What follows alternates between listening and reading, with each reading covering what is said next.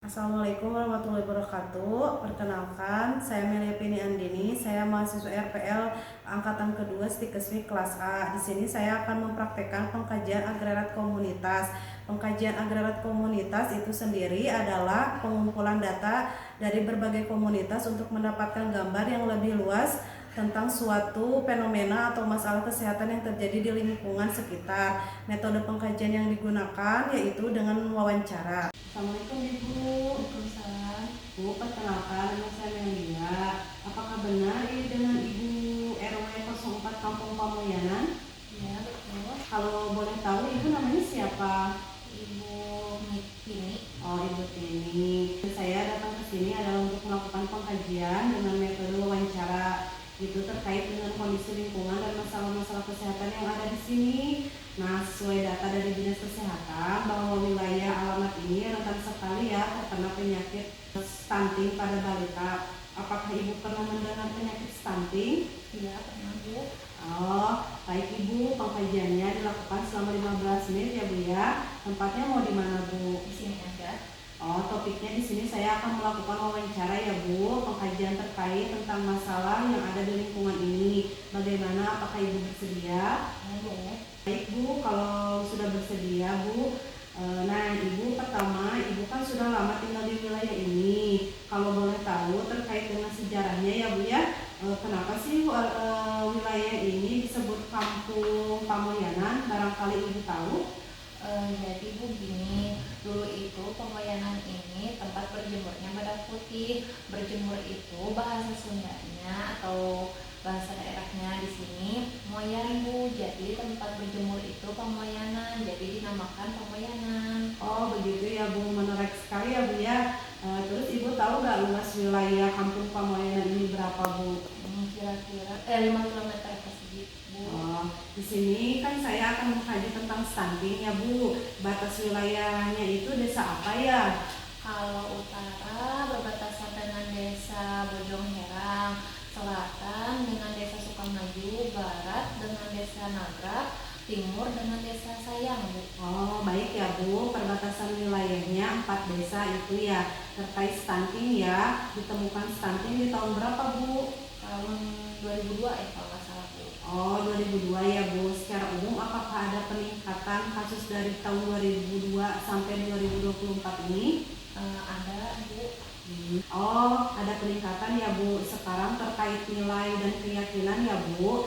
Di sini ada tidak keyakinan terkait dengan masalah kesehatan yang bertentangan? Misal pada ibu hamil itu tidak boleh makan ikan, terus balita itu tidak boleh makan yang lembut atau encer seperti itu. Bagaimana Bu? Apakah ada?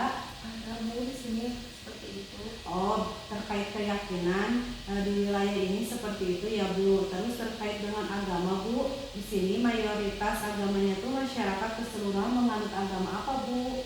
Islam, tapi ada sih satu dua yang non Islam.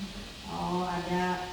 Selanjutnya untuk kependudukannya ya, di sini secara umum berapa jumlah penduduk yang ada di wilayah Pamoyanan ini Bu? Ada 476 jiwa. Oh, 476 jiwa ya Bu. Nah, dari 476 jiwa itu ada berapa RT Bu? Ada 15 RT Bu. Oh, dari 15 RT itu dibagi berapa kakak Bu? Ada 96 kakak. Oh, dari 96 kakak itu dibagi berapa RW Ibu? 3 RW. Oh, baik Ibu. Di sini saya akan membahas tentang stunting ya. Data keseluruhan balita itu ada berapa Bu di wilayah Ibu? Ada 70 ya kalau nggak salah. Perbandingan antara laki-laki dan perempuan lebih banyak mana Bu? Banyaknya perempuan di sini Bu. Oh, nah tadi kan saya secara keseluruhan kan kita kan ada 70 ya Bu yang teridentifikasi oleh Dinkes terkena penyakit stunting. Ada berapa balita Bu? Ada 40. Oh, ada 40 ya Bu.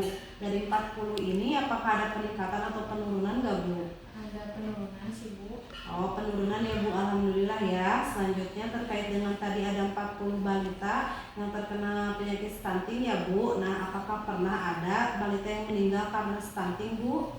Iya pernah. Pernah ada ya Bu. Terus terkait tentang persepsi masyarakat mengenai penyakit stunting ini apakah bahaya atau tidak ya Bu? Enggak sih Bu. Oh tidak ya Bu. Jadi seperti menyepelekan gitu ya Bu. terkait lingkungan fisik untuk 3 hari ke belakang saya sudah mengobservasi ya Bu di lingkungan ini. Ternyata rumahnya saling berdempetan. Mungkin karena penduduknya padat ya Bu. Untuk kebersihannya terjaga gak Bu? Terjaga sih alhamdulillah Bu. Masih ada gak masyarakat yang buang sampah sembarangan? Ada aja sih Bu. Ada ya Bu ya. Untuk pencahayaan di lingkungan apakah terserap sinar matahari? Tersorot sinar matahari Bu. Untuk airnya berasal dari mana Bu? Dari PDAM, tapi ada sih yang sumur juga Bu. Apakah ada keluhan mengenai keberadaan air? Enggak sih alhamdulillah bagus Bu. Terus untuk jamban atau WC apakah sudah permanen? Alhamdulillah sih setiap masing-masing rumahnya udah punya WC yang permanen Bu. Terkait dengan pelayanan kesehatan dan pelayanan sosial, di sini itu juga ada masyarakat yang sakit suka berobat kemana? Ke puskesmas sih Bu biasanya. Oh baik, ada berapa fasilitas kesehatan di sini? Bidang ada Bu? Ada, Klinik dokter? ada Bu. Baik, kalau puskesmas terdekat ada berapa Bu? Cuman ada satu sih.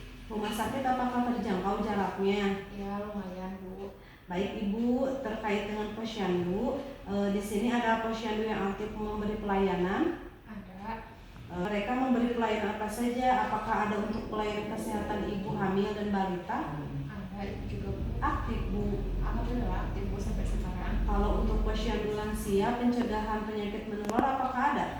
Itu belum ada sih Bu. Oh, kalau untuk ibu-ibu PKK dan karang tarunanya apakah ada dan terbentuk? Ada. Program kerjanya bagaimana? Apakah lancar? Alhamdulillah sampai sekarang lancar Bu. Sekarang terkait ekonomi Bu, maaf Bu, saya mau bertanya terkait ekonomi ya. Di sini mata pencaharian mayoritas masyarakat itu sebagai apa Bu?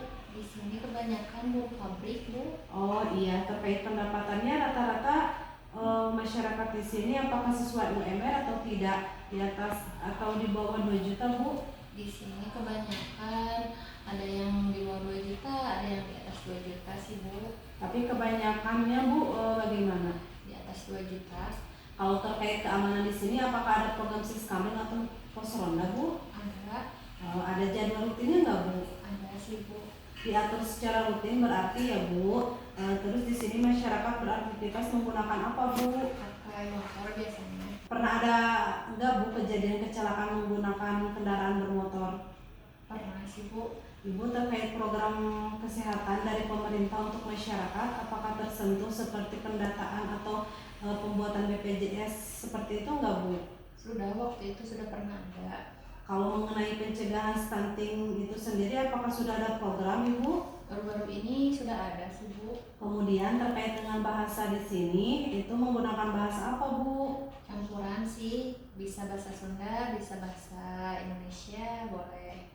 Kalau saya misalkan akan melakukan penyuluhan Ibu, terus saya pakai bahasa Indonesia, apakah masyarakatnya akan mengerti atau paham Bu? Karena saya belum fasih berbahasa Sunda Ibu.